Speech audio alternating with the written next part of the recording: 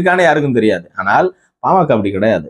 மனநிலையை புரிந்து கொள்ள வேண்டும். தொண்டர்களின் மனநிலையை ஆராய்ந்து முடிவெடுக்க வேண்டிய இடத்தில் கட்சி தலைவர்கள் இருக்க வேண்டும். அப்படி பாக்குறப்ப ஓட்டு கேட்டு ஊருக்குள்ள போனா என்ன நினைப்பான், என்னடா பாஜக கூட கூட்டணி வச்சிருக்கீங்க, உங்களாம் எப்படி ஓட்டு போடுறதான் மக்கள் நினைப்பான். இங்க பாஜக அனைவராலும் புறக்கணிக்கப்பட்ட ஒரு கட்சியா இருக்கு. அந்த கட்சியின் தலைமை ஏற்று நீங்க அவங்க கூடயே பயணிச்சுக்கிட்டு இருந்தீங்கன்னா மக்கள் எப்படி ஏத்துப்பாங்க அப்படின்றதுதான் ஒரு முக்கியமான விஷயம்.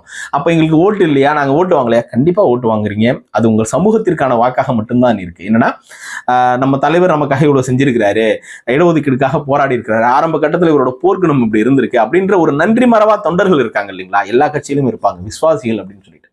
அந்த தொண்டர்கள் உங்களுக்கு தொடர்ச்சியாக வாக்களிக்கிறாங்க, அவர்கள் வாக்கை உங்களுக்கு தான் செலுத்துறாங்க. ஆனால் அந்த வாக்குகள் எதற்கு பயன்படுகிறது?